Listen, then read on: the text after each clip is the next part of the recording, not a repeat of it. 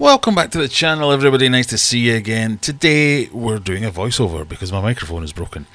But I'm back in the fish room and I'm working on what we're calling Megatank 2. This is my DIY massive plywood aquarium.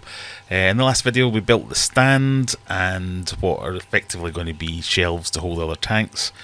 Since then I've put on the plywood sheeting, which is effectively going to be the base of the tank. And I'm going to be working on finishing off the tank itself. The first job is really to get cracking on laying a base around here. So this is going to effectively be a lip around the plywood base here. So we're going to glue it down, we're going to get it all screwed in nice and sturdy. The first job I've got to get on with is starting to get these battens cut to size so as we can attach them to the tank here. As you can see, I'm playing the piano for some reason. Get them screwed in, get them all nice and sturdy, and then we can work on framing it out. Again, same as last time, but just going to make sure we use lots of glue, making sure everything is really held together properly. This is the one part of the build where I am relying on screws a little bit. So screws and glues is what's going to hold things together, whereas the weight that's bearing downwards on the stand, that's all load bearing is all done by bits of wood rather than screws, but the weight of the water will be held in with screws and glues. So I'm very keen to make sure I get this right. Everything from this point on is really critical because any little mistakes we make here just make the next stage harder and harder again. But framing out, boarding out, and then we'll see how far we can get. So continuing with the build, rain has disrupted play somewhat because I can't use the power saw outside. I don't have any space in here to do it, so we've got as far as we could. We've built a couple more of these frames, walls for either side. We just need to do the back now, and one more bit of wood to complete the front before we start thinking about the tops and then framing it all in for the glass. But yeah, it's just basically a big jigsaw set where you put together all the bits of wood that you've cut. So going on with the same process that I've used for everything so far, all I've been doing is getting a bit of glue down for anything that's going to be used as anything that's going to have any pressure against it from the weight of the water. We're going to use a bit of glue, get that spread nice and evenly, and that is working wonders, to be fair. The sections that I've done beforehand, they've formed a really solid joint, which is only going to help. So I've just got a little bit of scrap wood that I'm using to spread the glue around. And then with the wood that's cut to the right size,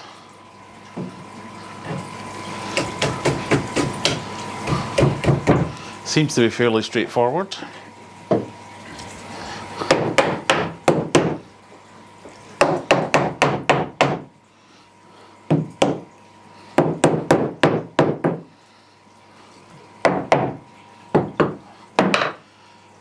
Get everything lined up and screwed in, but we need a battery for the drill.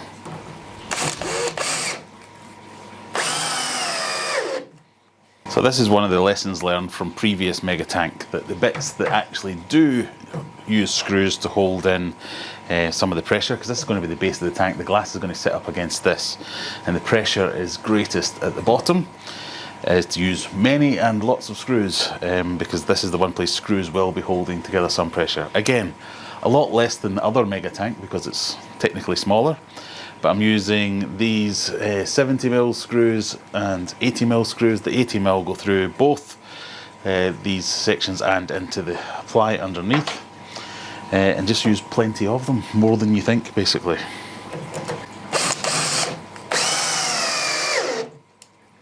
And that in conjunction with the glue should make this a really strong base of the tank.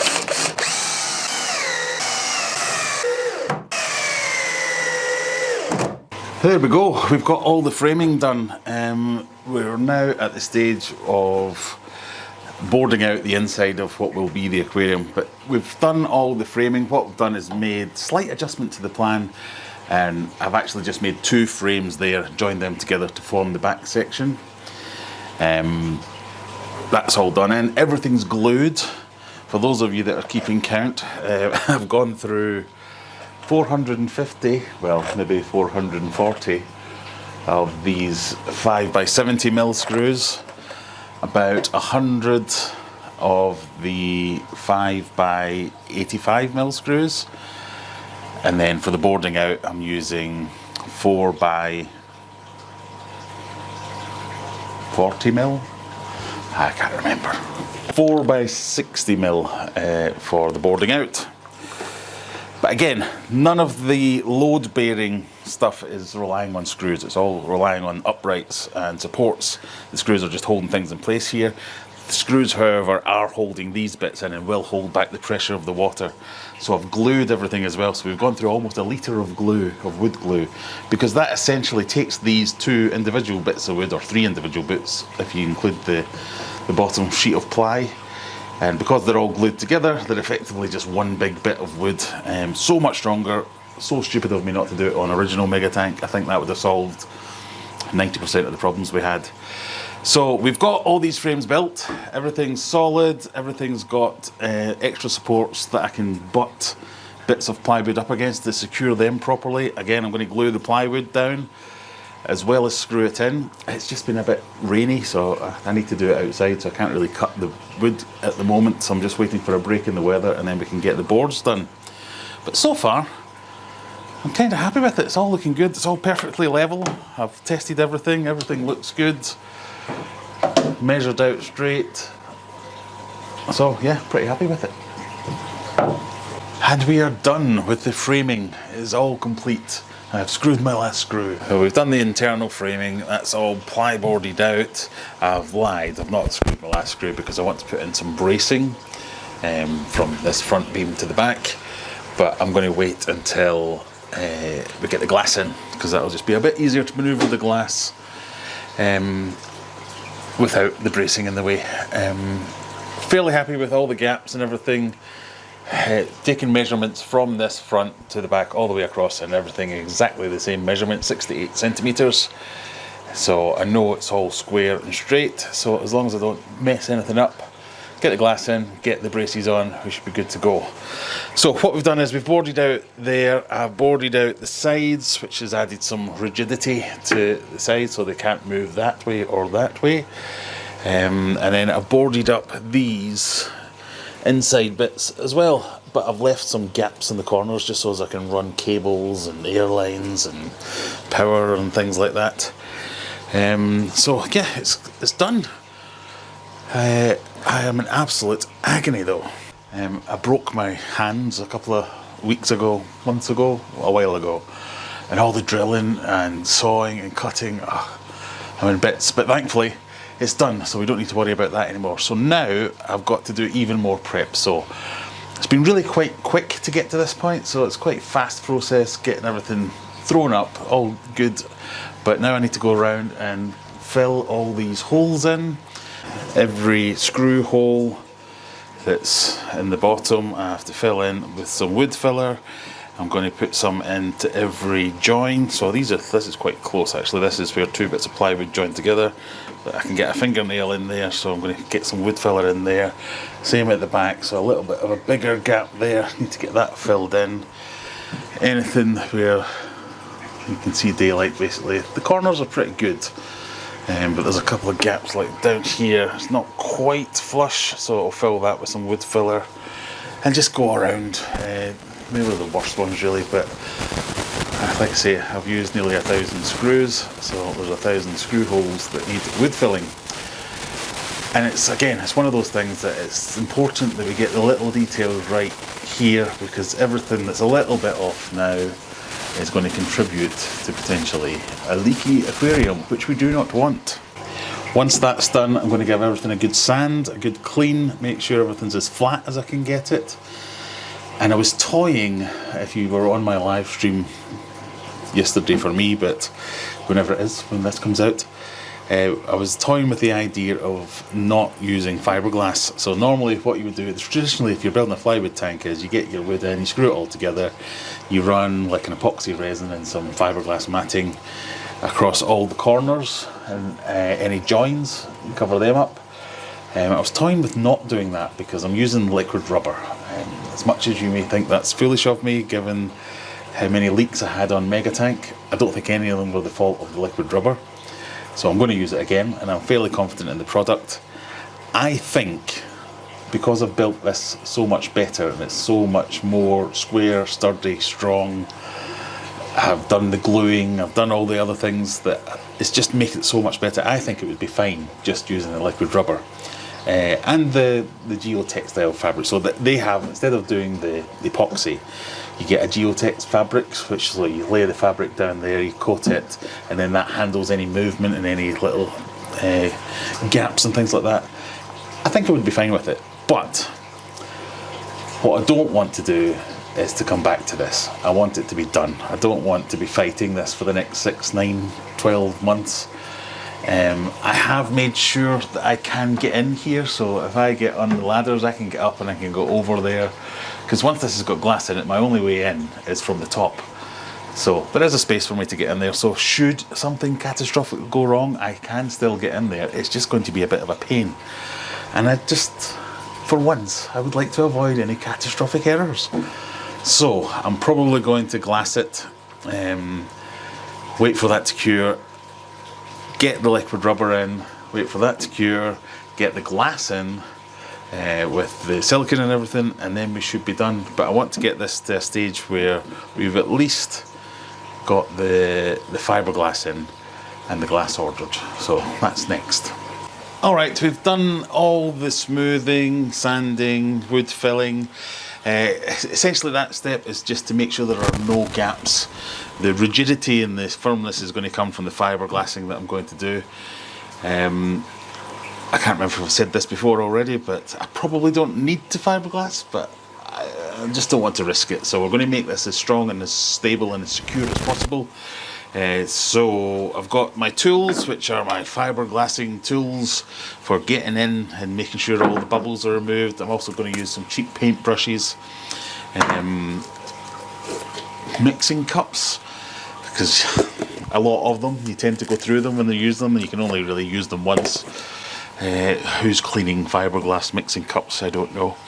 And then the fiberglass epoxy resin stuff itself, we've got the resin and the hardener. And it's just a case of getting everything ready, because this is time limited. There's only so much time you get before it goes off. So I'm going to cut strips. I want kind of 2 inches on either side of every seam. So I'm going to cut strips that will fit everywhere there's a join, 2 pieces of wood join. I'm going to cut a strip of fiberglass, soak it with the fiberglass with the resin first, apply the strip, and then work in even more resin, soak it all up and get it tight into the corners and nice and smooth with no bubbles, and we move fast.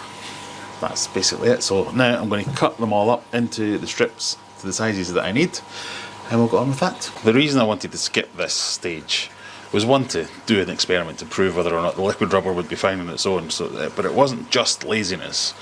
I hate this. Smelly, sticky, messy.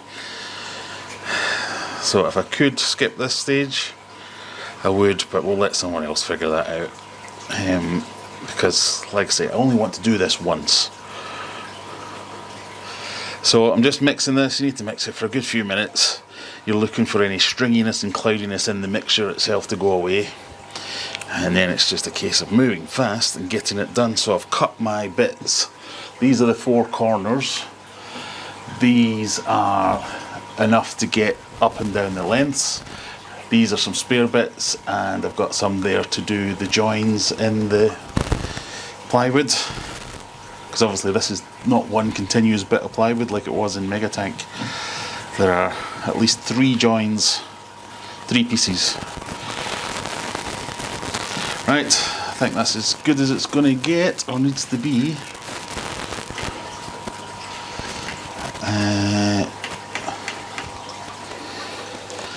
So, start on that corner, and it's just a case of painting it in, painting it on first. Again, let's use a nice cheap paintbrush, because this will be ruined. But I'm just trying to paint it on so I've got something to stick the matting to. I'm using this chopped strand matting, because I was told that was the best stuff for the most strength. back when I first started looking into this. It's fairly cheap, so why not go with it? Right, so fairly liberal coating. Then we want to take one of these. I should be using gloves, I suppose, and get that stuck in there. And I'm going to use this. This used to roll, but it's knackered now. I'm just going to get that tucked in to place, and then apply more fiberglass, apply more resin. You're just really trying to soak it, get it saturated, and then I'll go over it with this tool to make sure I've worked out any and all air bubbles. I find it best to do the poking in of the seam first, and then work on one side getting it soaked and saturated, because once it's saturated, anything that you try and put onto it, it tends to want to move. So you get one side in properly done, and then work on the next side, and then we work on getting the bubbles out. So again, run it down that inside seam, and you can kind of see where the bubbles are. You get sections like this where it just needs flattening down and pulling out. Again, it's worth doing it right, but you can't take too much time, because any imperfections here then make the next stage harder again. So it's a compromise between speed and doing it properly. So I'm going to turn the camera off and try my best to do that. Right, we are, as they say, all glad. Nobody says that. We're done. Fiberglassing is done. I ended up just using everything I had, so I've done a little bit more than I needed to. Yeah, I'm fairly happy with how it's gone. It went on quite easily for once. I don't know, maybe I've got better at it since the last time I did this. But yeah, just need to wait for this to go. I mean, it would probably hold water now if it actually had glass in it for a bit. But the next stage is waterproofing. So we need to come back and we get the waterproofing done and then glass ordered.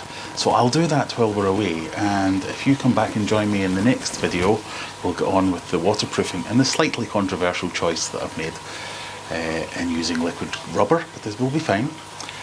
So I'm looking forward to that. I just need to give this loads of time to cure, make sure it goes off properly, and get ready for the next set. I'm going to wash my hands because it's disgusting. So if you like this kind of thing, hit that subscribe button if you would. Remember that I also have a shop on my website. You can buy food, plants, all that kind of stuff, which will help support me and make me able to afford to do things like this.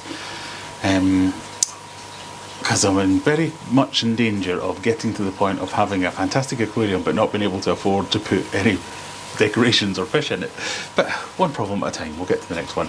Thank you very much for joining me. See you in the next one. Hope you've enjoyed it. And remember, it did occur to me that there might be some people out there who are using this as a kind of instructional tool of how to do this. Don't do that. Go and watch Aquarium Domain or something like that as to how to do this properly. This is very much me doing it my way. I think it's fine. If you look down in the comments, if this video is a bit older, there'll be loads of people telling me I'm doing it wrong. Half of them will just be people who we will ignore, but some of them might be onto something and they might have a point. So yeah, this is not an instructional video. I am just an idiot on the internet who will see you soon. Bye!